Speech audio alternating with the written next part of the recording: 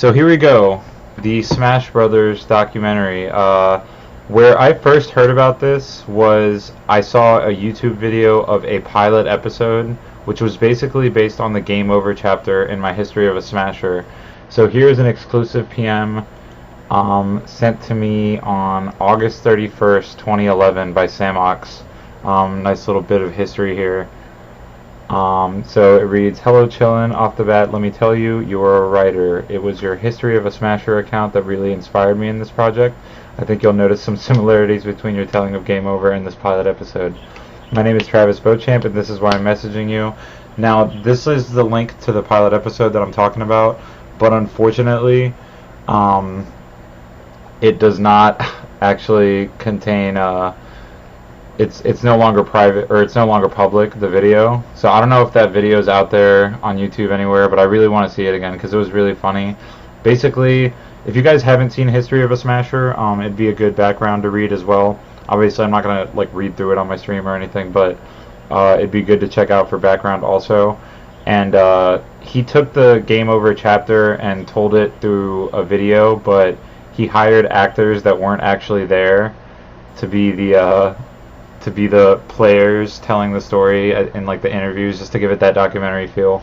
So it was really funny just to see those people that weren't actually there acting like they were.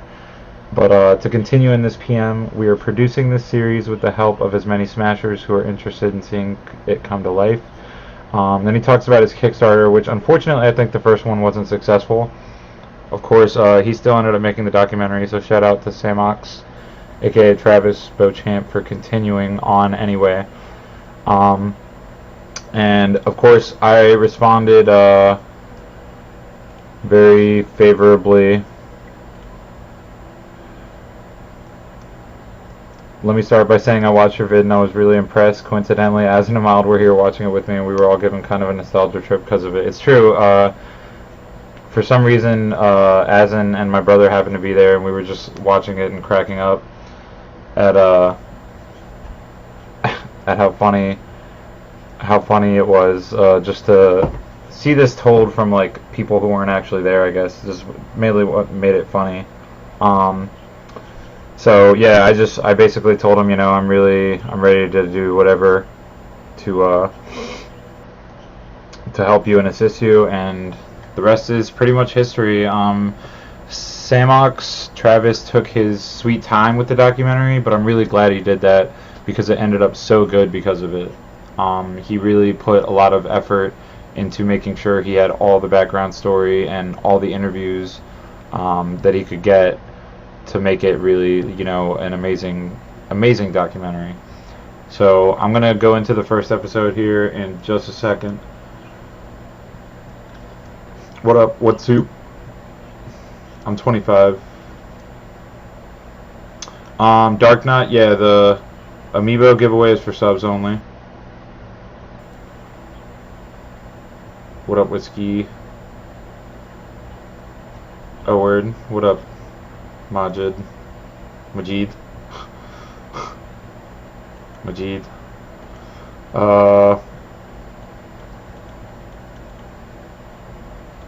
Melee on Monday. Wait, what? I don't know what that means. Yeah, no, Snacks.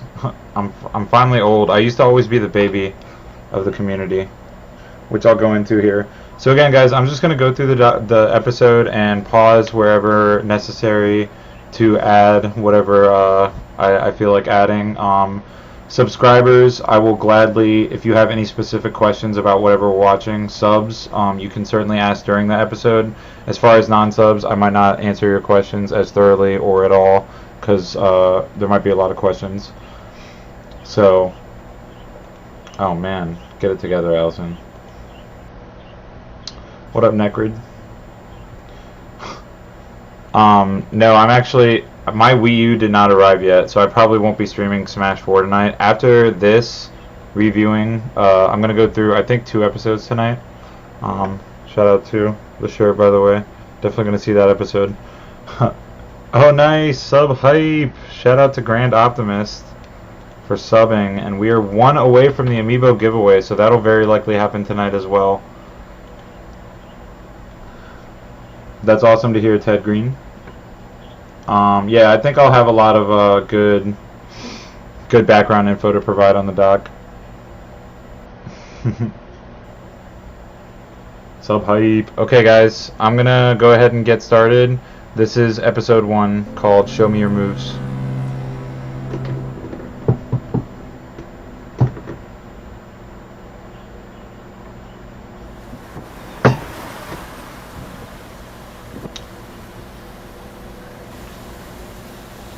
Today, guys, I might occasionally talk over to play Smash Brothers Melee. How you doing? I might talk over the doc sometimes, so let me know how the balance is of the documentary volume versus my voice. The game for several years. What he doesn't know. Oh, sub hype! Beta Clay, thank you so much. The greatest Melee players yes. of all time.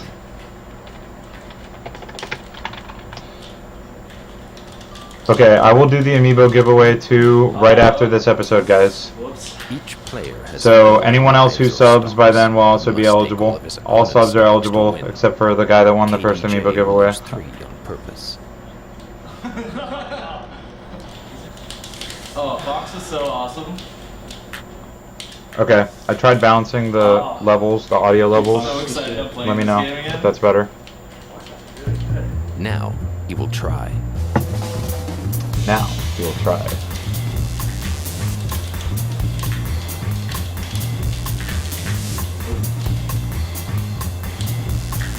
Are you used to that voiceover? I mean, he's not a bad narrator, but I definitely think that a better narrator could have upped the documentary to even higher standard than it's already at. Oh, sub hype! Paper Mario guy, thank you so much, dude. Much appreciated, and you are now also eligible for the amiibo giveaway, which will take place right after this episode, guys.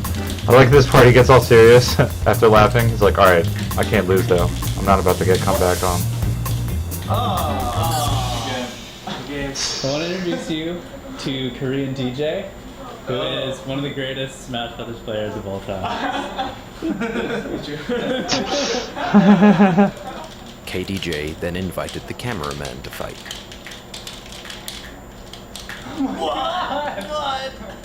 Okay, so I'm trying to keep an eye on subscribers that ask questions. Oh, there's gotta be enough of us here.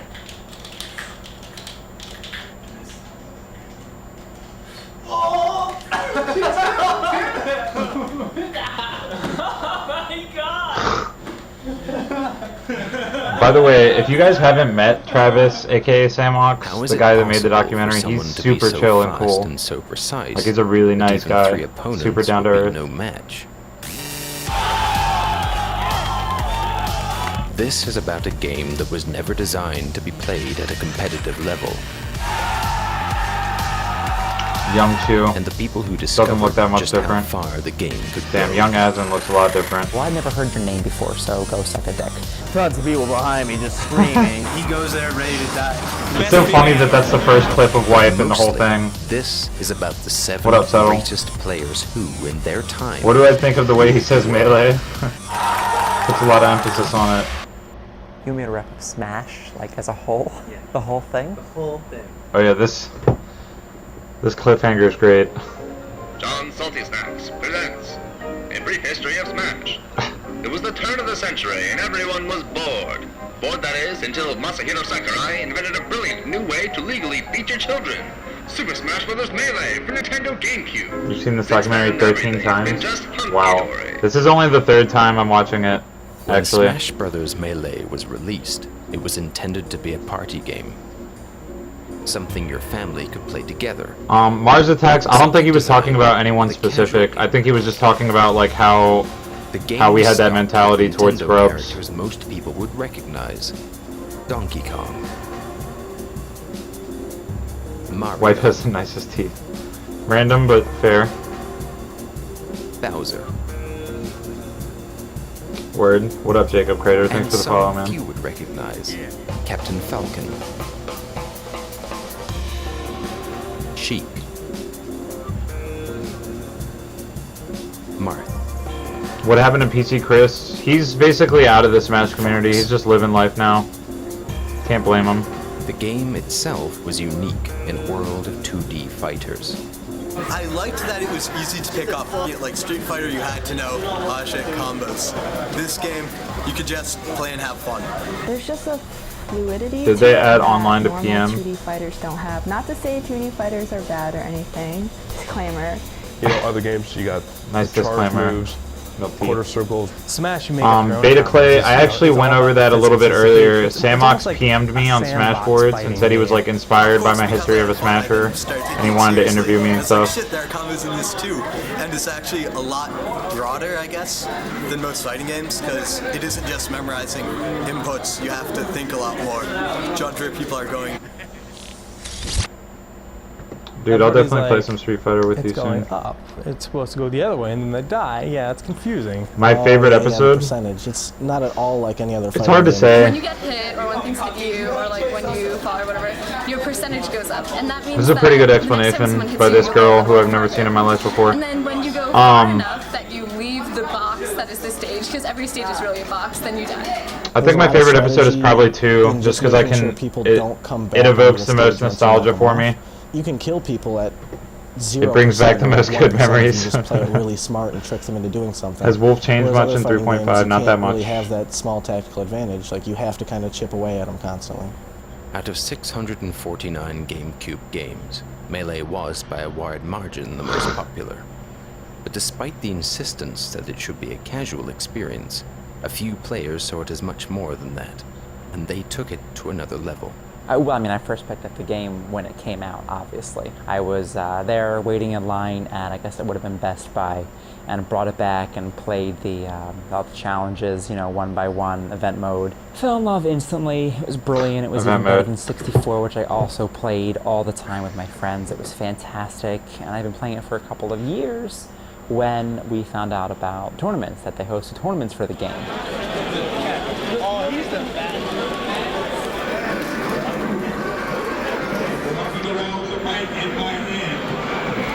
Why play Wolf over Fox and PM? It started as I didn't. Oh, there's It was a me. one-time thing. It was Batter It me. was for fun. It was silly. And we went It to started Rivalry. It was our as first tournament. I didn't want to mess up my my it Melee was a crap Fox show. Honestly, it was crowded and Okay, smelly. this and tournament the really, wife's talking really about- poorly, and it was frustrating. Was at Jatanic's house. Okay, hold on. Let me describe this tournament a little bit. It was at Jatanic's house, and Jatanic's house was fairly sizable, but a little bit like run down.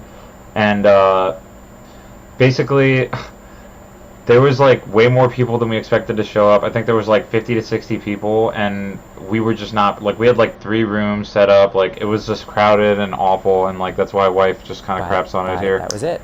You know, it was just like turning on a light.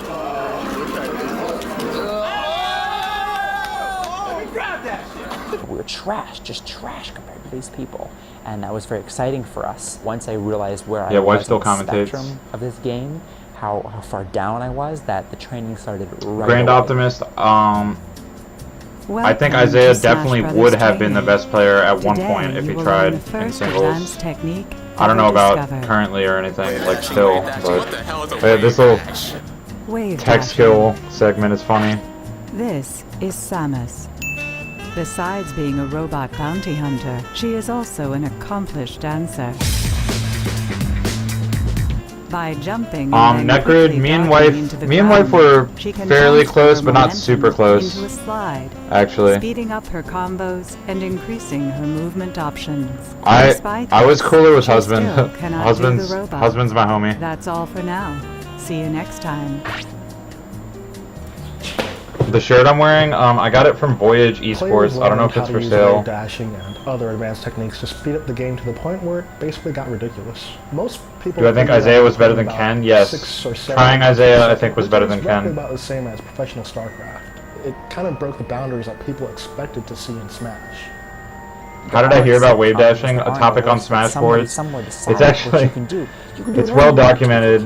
My post in like a wave dashing topic from 2002. And while the video game is I said, and I quote, everybody looks different. I can watch. I love this part though, what wife's saying here. I'm gonna back it up a little bit and let him start over because this is a perfect description of what makes Melee so good. But what I was saying is that The topic about wave dashing in 2002, my post was, wave dashing isn't that appealing, it seems kind of stupid. And it was based on nothing. It was just like, I can't do this, so it's the game to dumb. the point where it basically got ridiculous. Most people figure that we put in about 6 or 7 inputs per second, which is roughly about the same as professional StarCraft. Shout out to Prague. It kind of broke the boundaries that people expected to see in Smash. Wife does an amazing job of describing what makes Melee special here. Somebody somewhere decided what you can do. You can do whatever you want to with your character. You compare it to sports, you compare it to basketball or football, where a person is in control of every movement of their body. And while the video game is just a series of zeros and ones, everybody looks different. I can watch a video of a Marth, I can tell you whether it's Ken or Neo or Azen. You can see the style in a person's character, and that to me is incredible. You know, I've ran tournaments for MLG, I've ran Men Challenge, I've ran Tekken, I've ran Halo, I've ran Gears JV's of War, awesome. Rainbow Six, Shadowrun, Smash Brothers Melee, Smash Brothers Brawl, so I've ran and been around a lot of high caliber games, and I've seen them all, and I think Melee Can I is wave dash in one of real the life? deepest, Yes. and most intricate games you can ever play competitively, which is crazy for a game made by Nintendo that wasn't supposed to be competitive with cartoon characters, but it just kind of was like a beautiful accident. Although Melee has advanced considerably, for Great the way to first few describe it years, as well. there were no guidelines. Beautiful accident. The first to uncover and master these techniques would instantly become the most dangerous player.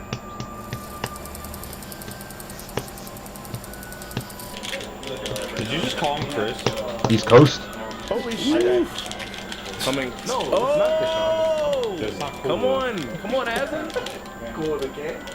We weren't really serious about it. I mean, we had fun with it, but the moment where it changed from like just casual play to competitive was when my brother met Azen at school.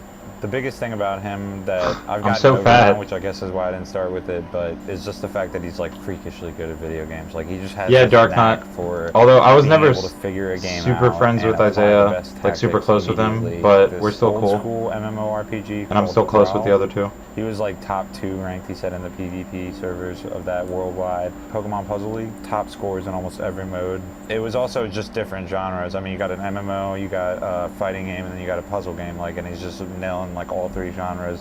We would just go to Fest and we'd be playing games for fun, and he's still like whooping our ass. I look and exactly then, like, the we're same. playing I Mario take that- Party over here, and he's just fucking like winning This all part's the funny. games. It's something, like I said, that I'm Azen used to destroys now, us in Mario but Party it's still. like when I go back and think about it, it's like fucking incredible to think about. It seems like any game that he puts time into and cares about, he will get sick at. Is it weird listening to my own voice? Crews Kind weren't of. really like heavily established at the time. We were kind of one of the forerunners actually, because we wanted to show that. This is so funny that Rickety's randomly in this picture. This is like the only picture Samox could find of all of H2IL together, like the 3 of us together, I guess, and that's why he used it. But shout out to Rickety. Rickety was like such a fan of H2IL as a whole. Like he really loved us, and like he took us out to eat, I think, and this is where we took this picture. As a group, we had shout the out to most Rickety. skill compared to any other group of players. And Chu had joined our crew because we had met him at another tournament. He started coming to our fest, and that's pretty much what started like the whole crew rivalry aspect. Probably was the fact that we had this other group of players. Okay, now this is funny too, because when I'm talking about this other group of players, I'm actually referring to Dicer, which is a local MDVA crew, and they were our first rivals, but he sort of, took what I was saying and applied it to DA, which it still applies, but that's not specifically who I was talking about. So, one of the examples of Samox using the interview in a different way. Very well done, though. And they were, they also had like a name. Yeah, my brother was Mild Sauce, and he was in the crew.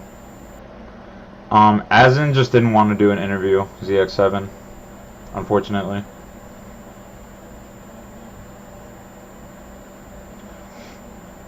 Okay, so what else was I going to say?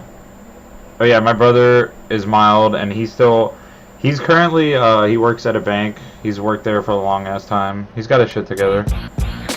They were very like established. Doesn't really play anymore though. Their placements over tournaments. At the time when when Melee came out, this game called Mortal Kombat Deadly Alliance came out, and we were just being silly about it. It's like, yo, we should just call ourselves Deadly Alliance. This was a real shock, honestly, to see people almost not a different generation, but they were all like 5 to 6 years older than us. And let's be real here, like we were like nerds in high school. Like we didn't expect to see these types of people, like so much older than us playing like this supposedly kiddie game that Nintendo made.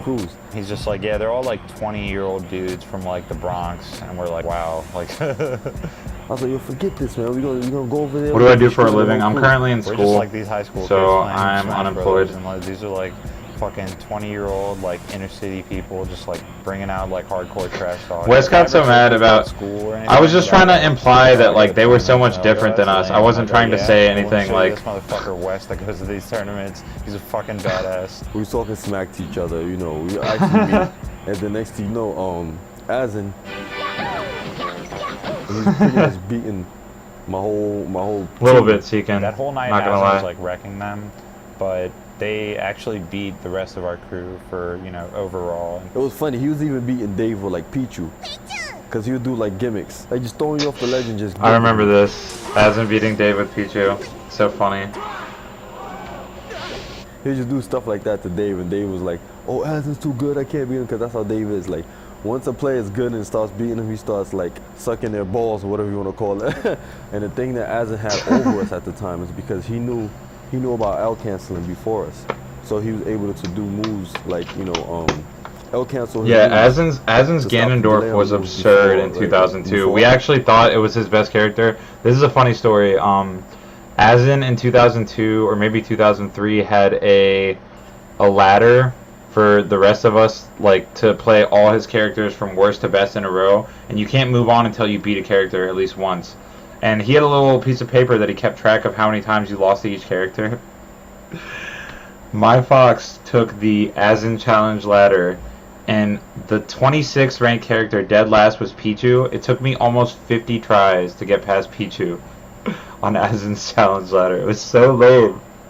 But the other funny thing is that the first ranked character on that ladder was Ganondorf at the time, so we really thought that Ganondorf was the shit, basically.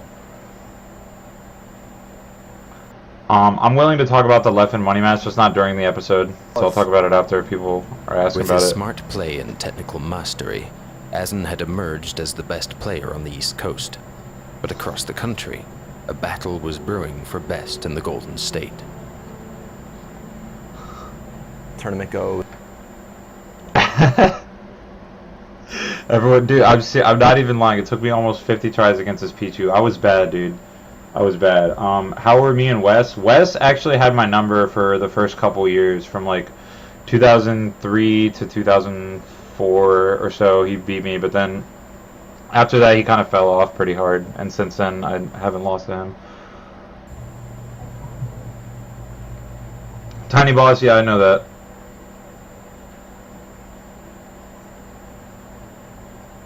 The Advanced Wars map, yeah, that's funny.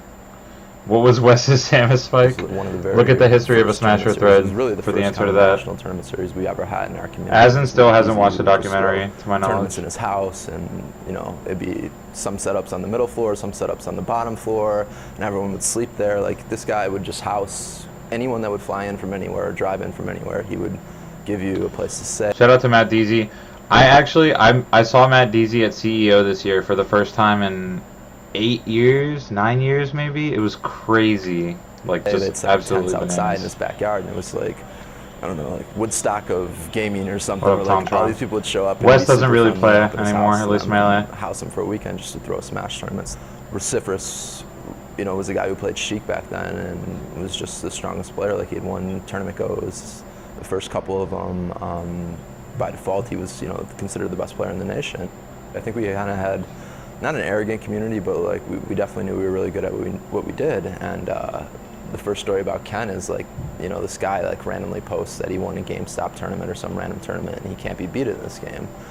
And the thing about that, saying that, is everyone says that. Like, they beat their friends, and they're unbelievable at this game, and they will never lose. And I've seen it at so many tournaments, and these guys just get absolutely, like, I do remember crushed, hearing that Ken came out of nowhere in Cali. Leave it with, like, you know, tail between the legs. How like, chill is it was the Azen? same thing for Extremely. Ken. Like, some guy couldn't get a hold of wasn't part our Vociferous. I don't think community, so. was like, I don't know that game, he's. there's no I way think he's to been beat out of me. the community for a really long time, since like I was 2003. a small fish in a pond. I didn't know anything about the ocean yet, so Matt Deasy, you know, he saw that post and he actually contacted my brother on AM afterwards, and wanted to do a money match. They thought it was going to be. Where's my opinion on Ken? I'm fine with Ken now. $50, Back in the day, I hated him though.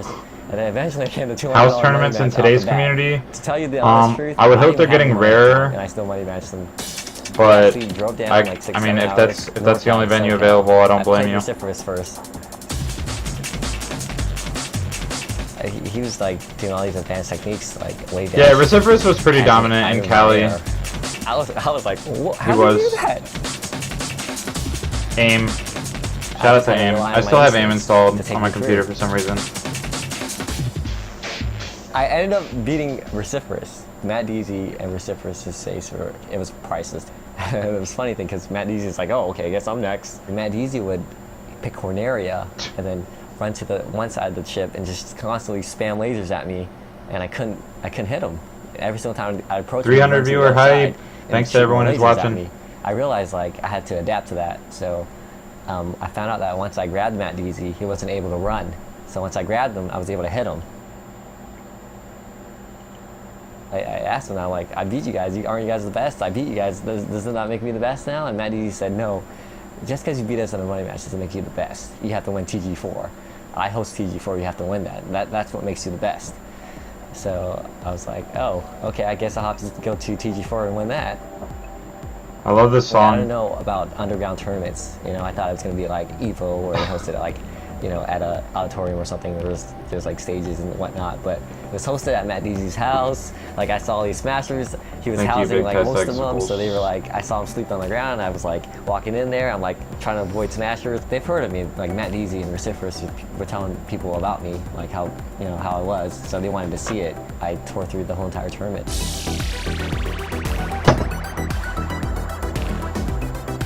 After people saw my skill, a lot of people actually dropped out of the tournament.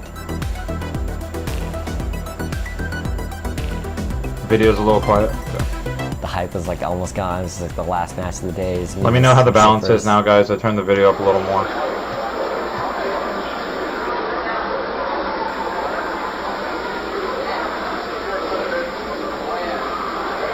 Grungiest tourney I ever went to. Probably Smash for Cash in New York, honestly. Thanks, Dank Fingers. Appreciated. Everyone was asking me why I haven't been to Xanadu lately. My parents really never supported me playing video games, especially at a competitive level. I went they to would always Xanadu. tell me, like, there's no way you're the best at this game. You know, there's always going to be someone better. A bit high? I'm one of those guys who want to prove people wrong. You can tell me I can't do that. I want to show you that I can do it. So when I came home from TG4, and I showed them a lot of cash. Okay, what I did was turn everything down, including the mic. Let me know how it is now. There's no way you can win another tournament. Ken emerged from TG4 as the undisputed champion of the West. So it seemed that Ken and Azen were set on a collision course, with only a matter of time before the high-pitched buzz should be better now, right? Showdown. It's a great way to cliffhanger the end of the first episode, setting up the Ken vs. Azen rivalry, which was really the face of Smash for years. Competitive Smash was Ken vs. Azen. That's what it came down to.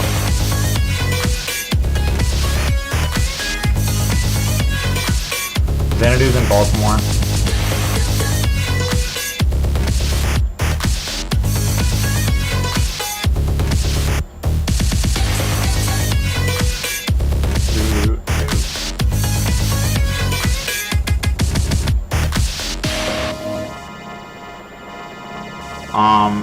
Cyclobaric, I've never played League with them, but I actually stayed at the Curse House after MLG in Cali.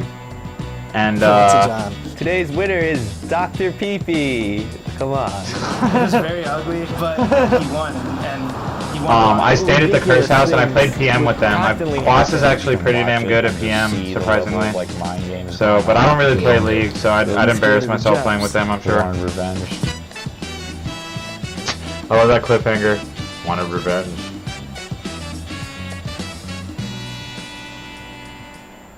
I figured I'm definitely playing a novice right here. I've been playing for 10 years and I still can't out that. Famous triangle wave dash.